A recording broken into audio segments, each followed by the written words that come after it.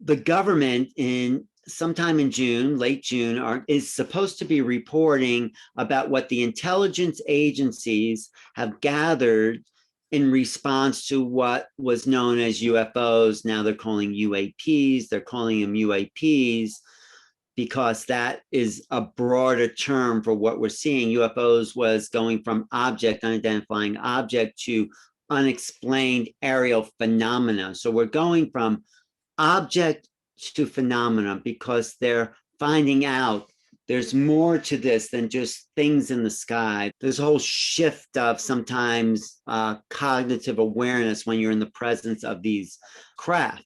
So that's one aspect of it. But basically, what the government is saying and trying to say, and what they've been leaking to the news, is that this is a relatively new phenomenon. The oldest footage we have is 2004 from the Nimitz, and everyone knows this goes back to at least 1947 with the crash in Roswell. And there's documents. If you look under the FBI vault, there are documents from the 40s and 50s. There's been ships over the Capitol in 1951. There are ships flying over the Capitol. So what the government's trying to do is spin the story like, oh, we're just discovering these things and we don't know what they are. And there's many people in the book that I wrote that says, no, the government knows what's going on. They know who these beings are flying this, and they don't want to let that level out. So we're reaching the first level where, yes, there's things in the sky, and we don't know what they are. So they are continuing the lie that, oh, we're alone in the universe. Basically, yes, oh, we're not quite alone, but we don't know who's flying these things. So it's like if anyone's ever told a lie and then you have to keep telling the lie, and then you're saying, well, there's a little bit of truth to this, and you're sort of embarrassed to like say the whole thing at once. That's what we're getting from the government, little pieces of truth, instead of just coming out with the whole thing saying, we have been visited at least since 1947 by UFOs, ETs, alien, non-human intelligence. We have crashed retrievals. That means ships that have been either brought down or landed or crashed here in government possession. That was in the July 24th New York Times article. Eric Davis briefed the Senate Intelligence Committee, including Marco Rubio, about these crashed retrievals.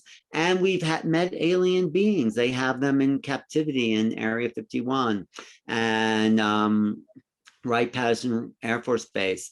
So we know what's out there, and we need to know the whole truth. But we are not going to get it from the government. So I want to just give people a little background that there's much more to the story than what we've been told. All we know, if you listen to Luis Elizondo, is that there are things in the sky, and they're not ours. They're not Chinese. They're not Russians. He's not saying the A word, alien or ET.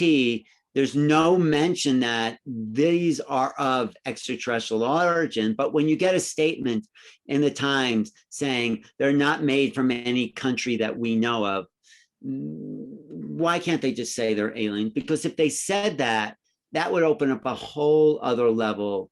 And that's what we're really on the edge of. And we might get that from this report, but I don't think so. They're very cautious because there's much more to it than just the fact that there are beings visiting us. What's their technology? Are they filling up their gas tank to get here?